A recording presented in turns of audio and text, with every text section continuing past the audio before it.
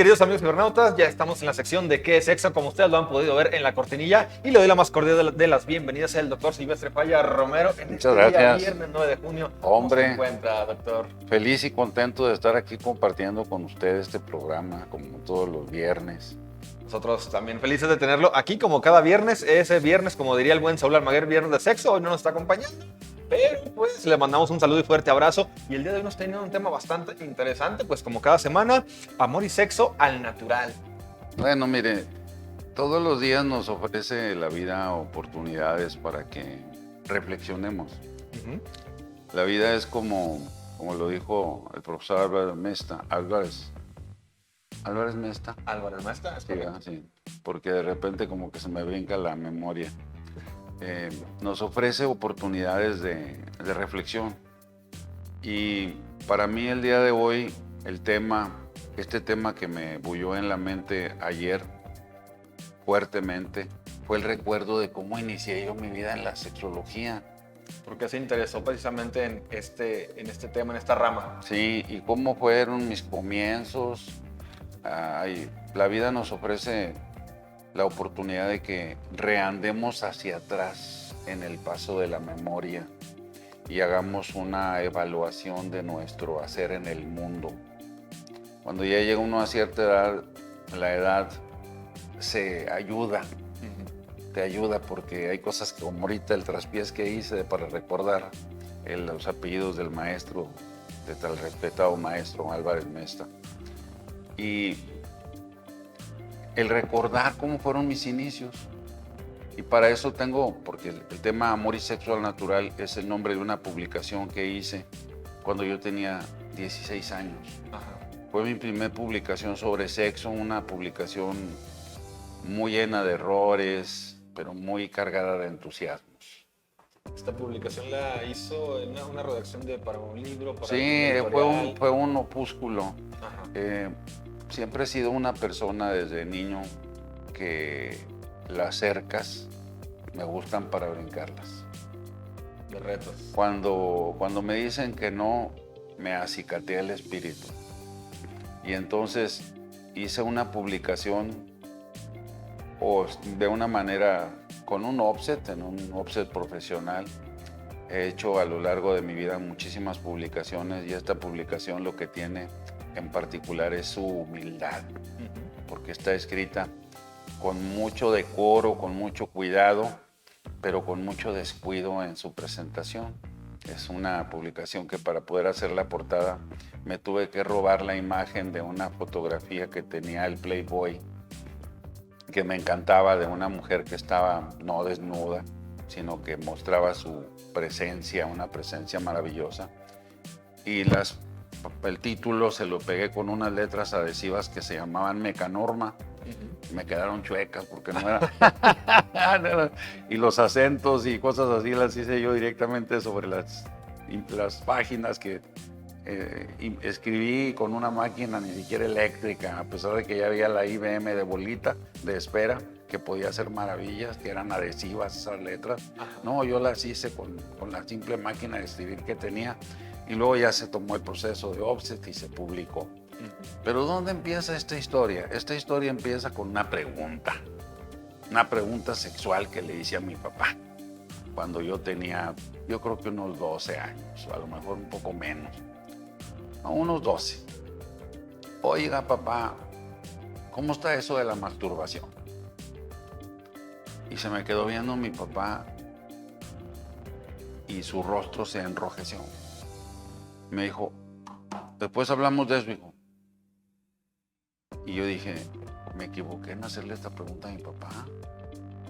Entonces voy con mi mamá y le digo, oiga, mamá, ¿cómo está eso de la masturbación? Y me dice, ay, hijo, usted siempre hace preguntas muy difíciles. Y le dije yo, no, bueno, pues es que un compañero ahí en la escuela dijo que si yo ya sabía lo que era la masturbación y no supe. Por eso le estoy preguntando a usted, mamá, y le pregunté, mi papá no me contestó nada. Ese día en la noche, en la mesa de noche de mi cuarto, apareció un libro de sexo. Ajá. Y en cuanto lo empecé a leer, lo leí completo. Y al día siguiente de la mañana le dije a mamá, oiga mamá, ya leí el libro. Y vi en su cara la preocupación. Al día siguiente otro, y al día siguiente otro, y así como unos 8 o 10 libros me facilitó. A mí me inquietaba mucho eso. Me inquietaba mucho el tema del sexo, y desde un niño me inquietaba mucho saber la diferencia entre los niños y las niñas. Me preguntaba mucho cómo era que había ocurrido precisamente eso, pero no preguntaba. Pregunté hasta esa edad cuando en sexto de primaria un compañero se refirió a la masturbación y yo no sabía qué era eso. Ajá. Bueno, mi papá falleció cuando yo tenía casi 15 años y un día pensando en generarme ingresos, decidí escribir un texto para venderlo. Y no podía hacer un texto de muchas páginas porque no tenía dinero suficiente para mandar a imprimir el texto ese. Agarré imágenes y dibujos y fotos de otros textos y pues hice un plagio ahí de imágenes. Y como todo lo que hay sobre la tierra no nos pertenece, no es propiedad privada, aunque lo haya escrito alguien antes que yo. Ese antes que yo recibió enseñanzas antes que él las creyera propias y así nos vamos. Pues publiqué esa pequeña obra que se llamó Amor y Sexo al Natural y la empecé a distribuir por correo. En ese tiempo el correo era muy barato y empecé a distribuirla a través de anunciarla en unas revistas que circulaban en ese tiempo. Una se llamaba Alarma, otra se llamaba Alerta, otra se llamaba Supermente. Y yo primero, juntando centavitos, pagaba un anuncio en una y luego me daba para pagar el anuncio en la otra y luego me daba para pagar el anuncio en las tres y había días en que ganaba muy buen dinerito y en otros que no ganaba nada. Y utilizaba un sistema del correo que se llamaba COD, cobrado devolver, donde la gente recibía algo y lo pagaba y si no, pues lo regresaba al correo y me lo entregaba. Así empecé a distribuir este libro en México, en todo el país, en Centro y Sudamérica. Vendí más de, pues yo digo que vendí más de unos 15,000 ejemplares, pero yo creo que vendí como unos 45,000 ejemplares. Muchísimos. Sí, no son muchos, ¿no? Mire, si usted vende un libro, 45,000 ejemplares de un libro, en unos 10 años, no es mucho. Son muy poquitos, 450 por año. Ajá. Sí, ¿no? Entonces no son tantos, ¿verdad? No, si no son 450, son más. Pues sí, me empecé a pensando, no, 4,500 por año. Bueno, eso me permitía a mí ganar algún dinerito. Yo un día fui con mi ejemplar de libro, de opúsculo, de panfleto, de lo que le quieran llamar, que estaba cargado de sueños y de buenas intenciones para instruir a las personas sobre la sexualidad, donde hablaba de lo que afirmaba William McDougall cuando determinó que el impulso sexual no es instintivo y que no llenaba las condiciones para que se considerara una conducta instintiva y por lo tanto puede ejercerse de manera directa o de manera reprimida, como las personas que no viven su sexualidad de manera activa, pero no pueden vivir sin sexualidad. Por eso nos definimos en hombre, mujer, y ahora con las diversidades, pues cada quien puede adjudicarse la que mejor le acomode, pero se tiene que acomodar en una. No podemos decir no existo. Y si yo digo que no existo, no, sí existo. Existo y como estoy existiendo, estoy sintiendo, estoy pensando, estoy actuando. Y un día fui con una persona que estaba a cargo de la coordinación de la Universidad Autónoma de Coahuila, el licenciado Jorge Mario Cárdenas González, y le presenté mi pequeña obra y la vio y se le quedó viendo así como cuando ve uno algo monstruoso, ¿no? Me dijo, ¿y esto qué? Le dije, esto es un opúsculo. Y luego se me quedó viendo como diciendo, mira, te quieres llevar, ¿verdad? Te quieres llevar con los terminajos, ¿no? Y le dije, es un opúsculo de sexualidad. Y luego ya lo empezó a pergeñar, le empezó a pasar los ojos por encima. Y me dijo, a ver, háblame de esto. Dices que quieres venir a dar pláticas aquí a la universidad. A ver, dame la plática del libro. Y empecé a dársela. Ahí parado, ahí me tuvo. Y cuando ya medio terminé, me dijo, no. Te voy a programar en todas las escuelas de la coordinación de Torreón, de la Universidad Autónoma de Coahuila. Y así fue como empecé. Empecé a hablar de sexo, aquí, allá y acullá. Refrendé mi vocación como sexólogo cuando en el Hospital Civil de Gómez Palacio estaba yo trabajando en el área de psiquiatría y psicología.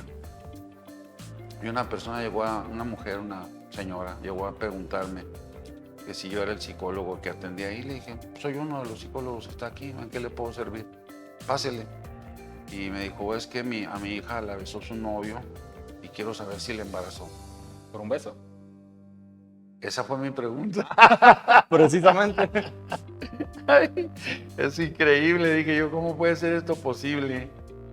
Que estemos en este siglo, Ajá. que estemos en Gómez Palacio, Durango, que exista la televisión, la prensa, la radio, y esta persona me esté haciendo esta pregunta. Y claro que le informé que no había ninguna posibilidad por ese hecho y que eso que consideraba ella una deshonra era la práctica incipiente del reconocimiento de la sexualidad de ambas personas. No se fue muy conforme, ni yo me quedé muy conforme. Y entonces fue cuando decidí iniciar un esfuerzo que actualmente consolida en el Centro Falla de Estudios en Sexualidad y Psicología, que yo presido desde 1977, en donde hacemos difusión de los conocimientos que tenemos sobre psicología y sexualidad en bienestar de la comunidad en general. Esa pequeña oportunidad que me dio el licenciado Jorge Mario Cárdenas González de poder interactuar con los alumnos me permitió de viva voz conocer el sentir y el pensar del estudiantado de ese tiempo. Yo recuerdo que en alguna ocasión cuando hablé sobre la masturbación, alguien mandó una pregunta y mi inexperiencia me hizo cometer un error. La pregunta decía, el masturbarse muy frecuentemente afecta la vista. Y entonces yo tomo la pregunta y la leo en voz alta y digo, perdón, ¿quién hizo esta pregunta? Y ahí al fondo está un chavo que tenía unos lentes de fondo de botella. Y todo el mundo se rió de él, ¿verdad? Ahí me percaté de que jamás vuelvas a preguntar quién pregunta. Porque el que pregunta tiene la desventaja de que no puede defenderse ante su situación de indefensión de conocimiento. Está en una ignorancia sana, por eso está preguntando. Y así como esa ocasión en donde tuve que aprender de esa manera, también me ocurrió en una ocasión que fui a dar una plática a una escuela de enfermeras y de repente una de las enfermeras mandó una pregunta, ¿cuántos espermatozoides se producen por eyaculación? Y yo no sabía la respuesta, pero me sentí obligado a contestar y contesté un número totalmente absurdo, porque de parte de la misma enfermera que había formulado la pregunta, que lo que buscaba era demostrar mi ignorancia, mandó la respuesta para que la persona que estaba de coordinador la leyera. Y fue para mí muy vergonzoso, muy penoso. Ahí aprendí que no debemos de afirmar cosas aún en las peores circunstancias si no las conocemos. Por ejemplo, cuando hacemos un diagnóstico de una persona sin tener todos los elementos de juicio necesarios para emitirlo y que nos está presionando la familia y le decimos no contamos con los elementos suficientes y si no están de acuerdo en que yo sea la persona que intervenga aquí, mejor busquen a otra persona. No vamos a hacer eso. ¿Qué pasó con esa famosa pregunta? Con la pregunta de los espermatozoides. Fui a buscar a mi maestro, un maestro que yo tenía con quien conservo una relación, al doctor Manuel de Jesús Morán Castillo, y le dije, oye doctor, ¿cuántos espermatozoides salen por eyaculación? Y sin pensarla volteó y me dijo, ¡muchos! Y yo me quedé así y le dije, esa no es respuesta, doctor. Me dijo, si quieres, habla al laboratorio, ahí los cuentan todos los días. Y hablé al laboratorio. ¿Me pueden mandar el conteo espermático, por favor, el normal? Sí, ¿cómo no? Llegó. Control espermático habitual es entre 80 millones a 500 millones por mililitro de eyaculación. Y un varón sano produce entre 3 y 5 mililitros por eyaculación. En 7 chorros, 4 chorros potentes y 3 chorros más lentos. Sí me sirvió que me echaran ese caballito. Ajá. Entonces, cuando hablamos sobre amor y sexo al natural, el tema amor y sexo al natural es porque vivimos en medio de un proceso natural. Moralizamos la sexualidad y le ponemos el grado de pecado. No, es que el que yo tenga deseo sexual es un pecado. No, no es un pecado, Dios no se equivocó. Para los creyentes Dios no se equivocó. Para los naturalistas la naturaleza impele la acción sexual porque tenemos una capacidad reproductiva y tenemos una actividad sexual lúdica, la disfrutamos. Entonces, en ese contexto, ni la sexualidad es pecaminosa y tampoco es insana.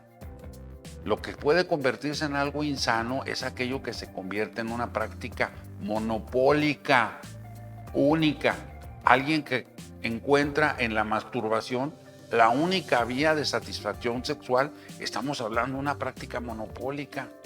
Alguien que para tener un placer sexual tiene que degradar a la persona con la que está teniendo esa práctica, estamos hablando de una práctica monopólica, porque no contribuye a que esa relación mejore a la pareja, sino que la degrada, que la somete.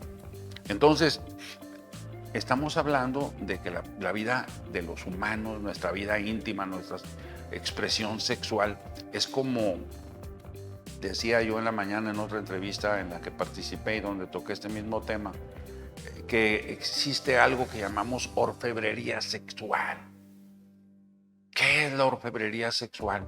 A un orfebre le acercamos metales, piedras preciosas, y ahí, de manera dispersa sobre su mesa de trabajo, informes no logran conjuntarse, pero el orfebre, utilizando el fuego habitualmente, que es una fuerza poderosa transmutadora, cambia la condición de esos minerales y los constituye en una joya. Eso es la pareja sexual. La pareja sexual puede ser un acoplamiento meramente biológico, un acoplamiento que busca la interiorización de esos dos seres para la construcción de un nuevo ser. Esa es la orfebrería sexual.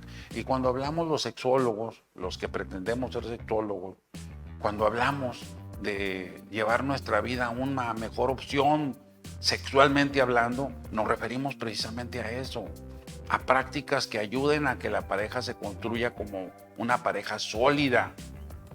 Cuando se está trabajando esos metales, el orfebre los está trabajando la rebeldía natural de la condición de los minerales o de las piedras preciosas que va a incrustar, tienen que ser sometidas ante la pericia del orfebre. Por eso necesitamos prepararnos para ejercer una sexualidad consciente. Ese es el papel de los sexólogos y sexólogas del mundo. Contribuir a que conozcamos nuestra sexualidad y a que la vivamos de manera consciente. Precisamente, y con esto también el exponer este tipo de temas con la certeza, de manera también educativa, ¿por qué no mencionarlo? Y pues eso ayuda muchísimo también al conocimiento de quienes quizás desconocíamos precisamente muchos de este tipo de temas. Y bueno, pues también el día de hoy agradecerle por la participación y por también compartirnos pues la manera en la que comenzó a interesarse pues por estos temas, por este tipo de temas, que bueno, puede ser para muchos todavía temas tabúes, pero que bueno, en la actualidad hay bastante también desinformación y siempre es bueno el estar informado, y le agradecemos pues este tema porque siempre nos está informando cada semana sobre algo al respecto. Doctor, muchísimas gracias el día de hoy en este día viernes, y por supuesto que lo esperamos el próximo viernes con otro tema bastante interesante. Muchísimas pero antes de gracias. culminar, ¿en dónde lo pueden encontrar en sus redes? Mi consultorio en físico está en calle Mariano López Ortiz, 380 Norte, interior número 9, casi esquina con Avenida Bravo en Torreón, Coahuila. Mi página profesional en Facebook, Sexólogo Silvestre Falla Romero, porque si no me regaña mi mamá desde el cielo. Y mi número de teléfono, como decían en Fiebre del Sábado por la Noche, mi cuerno, 871-241-6949. A sus órdenes. Perfecto, ahí está. Lo de cuerno era por el tipo de teléfono que estaba así, ¿verdad? Es que en la película de Ringo Starr, yo creo que de ahí se acordaban, ¿no? Ya ven que la película, ¿cómo se llamaba aquella? No me recuerdo, pero salía Ringo Starr como si fuera un hombre de neandertal. Ajá. Entonces, de ahí yo creo que sacó aquel famoso locutor la expresión de mi cuerno para referirse al teléfono. Actualmente ya con los teléfonos digitales podemos diseñar cualquier tipo de estructura para que contenga el servidor y nos pueda permitir utilizarlo como un teléfono celular. Exactamente, ya más cuadraditos, un poco más compactos. Después hablaremos bien sobre la inteligencia artificial y cómo nos va a modificar nuestra sexualidad, pero ese es un tema el cual estoy preparando, todavía no lo tengo listo, no, porque ya lo veo así como que ya en primera. Sí, porque hoy es un tema bastante interesante, actualizado. Estoy queriendo ponerme en contacto con las gentes que hacen inteligencia artificial para ver si pueden retarme. Eso me gustaría. Perfecto, pues esperamos con muchas ansias este tema y le reiteramos el agradecimiento el día de hoy. Muchas gracias. Por Muchas supuesto, gracias. esperamos la próxima semana. Gracias, muchas gracias.